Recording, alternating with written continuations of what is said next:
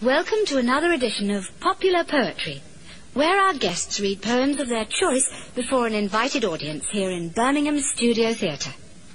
Today's guests are Doreen Everett, a housewife from the Edgbaston area of Birmingham, and herself a poet; Dr. Marius O'Flynn, a psychologist and the presenter of television's Psychology Today; and Stuart Hardy, the actor, who is famous for his portrayal of Sherlock Holmes in the successful musical Elementary, My Dear Watson.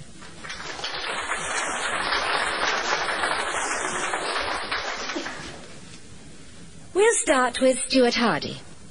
What have you chosen, Stuart? Well, as you probably know, Valerie, I've become a father recently, so I've chosen a little poem called The Blackbird by Humbert Wolff. It's a wonderful and gentle piece about experiences a father has with his daughter when they go to the playground. The Blackbird. In the far corner, close by the swings, every morning a blackbird sings. His bill's so yellow, his coat's so black, that he makes a fellow whistle back. Anne, my daughter, thinks that he sings for us two, especially.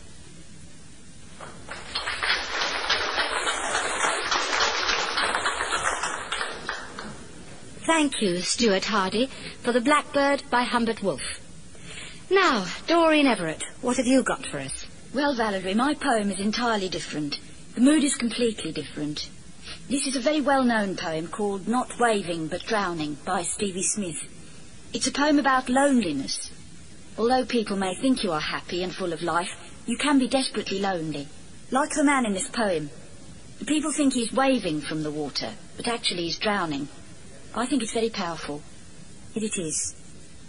Not waving, but drowning. Nobody heard him, the dead man, but still he lay moaning. I was much further out than you thought, and not waving, but drowning. Poor chap. He always loved larking, and now he's dead. It must have been too cold for him. His heart gave way, they said. Oh, no, no, no. It was too cold always. Still the dead one lay moaning. I was much too far out all my life, and not waving, but drowning.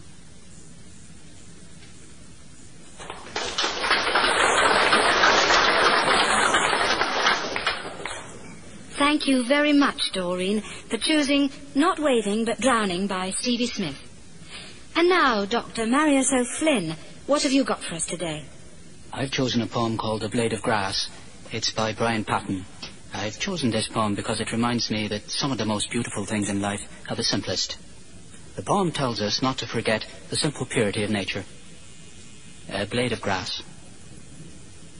You ask for a poem. I offer you a blade of grass. You say it is not good enough. You ask for a poem. I say this blade of grass will do. It has dressed itself in frost. It is more immediate than any image of my making. You say it is not a poem. It is a blade of grass, and grass is not quite good enough. I offer you a blade of grass. You are indignant. You say it is too easy to offer grass.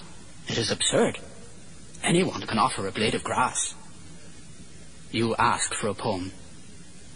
And so I write you a tragedy about how a blade of grass becomes more and more difficult to offer, and about how, as you grow older, a blade of grass becomes more difficult to accept.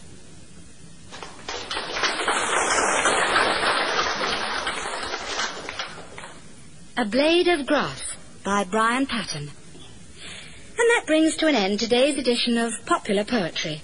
It only remains for me to thank our guests, Stuart Hardy, Doreen Everett, and Dr. Marius O'Flynn. Until next time, goodbye.